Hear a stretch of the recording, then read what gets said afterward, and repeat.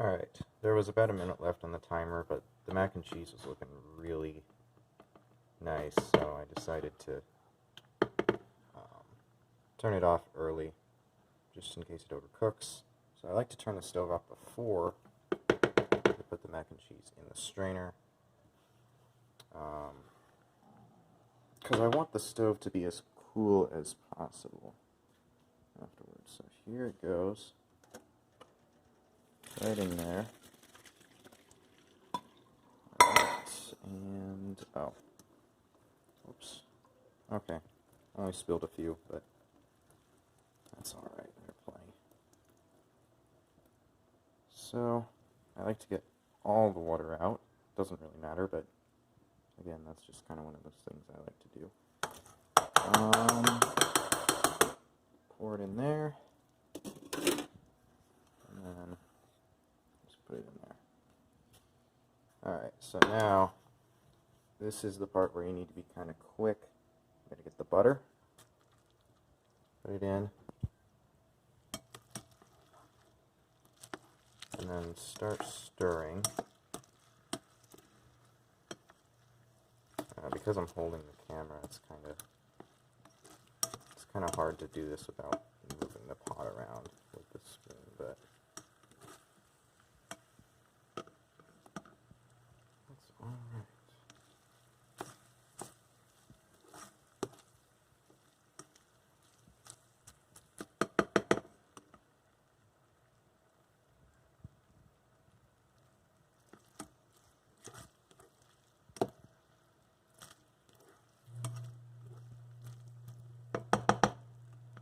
Alright, so while that's melting the butter, I'm going to go and get some milk. Luckily, around where I live, the milk is not gone from the stores. Not entirely, at least. So, alright. I'm going to get this. It's got a bit of water in it from earlier when I was baking, but it's not a big deal. So, the amount of milk you put in there is very important. So what I like to do is... Alright, so it's about halfway, 2/3 to the 4th cup line. I'll put like a drop more. This is the biggest difference between brands, I find. The amount of milk that you need to put in there. For the Publix brand, as well as for a few other brands, you want to put less than the recommended amount. For some other brands, you want to put more in. At least that's the way I like to do it. I like my mac and cheese to be pretty creamy, instead of soupy or something like that. So, this is the amount I like. In case, I don't know why I put that back in there, in case I need a bit more, I'll keep that on hand. So, let's see, where is the butter? Oh, sorry. Like I said, this is a bit hard for me to do because I'm not typically a video maker of any sort, and so holding a camera with one hand and doing something else with another is quite hard. I don't know how I'm going to be able to open this cheese packet either. So what I will do, since I don't really have two hands to spare, I'll just cut it with scissors.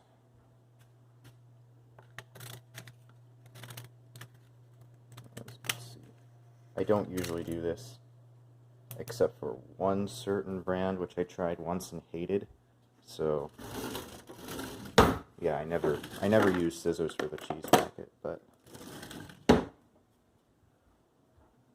I'm doing it this time because I kind of need to.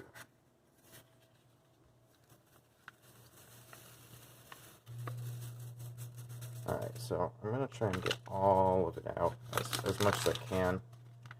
Usually, I know this is kind of crazy, but usually I'll turn the bag inside out so I can get all of it out, but I don't have two hands, so I can't really do that very well. Alright, so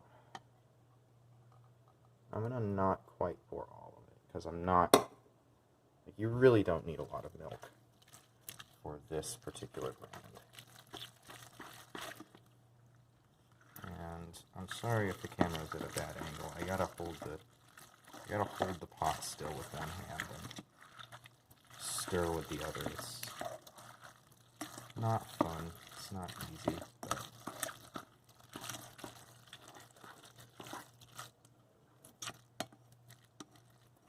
it's what I'm trying to do.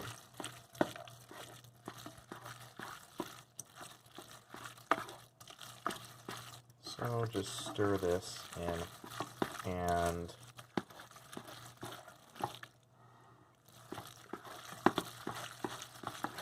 actually it doesn't really matter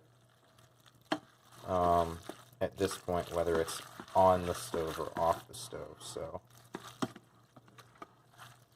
this is fine, probably. I'm going to try and get them around the edges. It's moving the pan. Alright, there we go. And that, actually, I thought I'd need to add a bit more milk to this, but this looks about perfect. As you can see, it's not too liquidy, but it's not dry either, so yeah.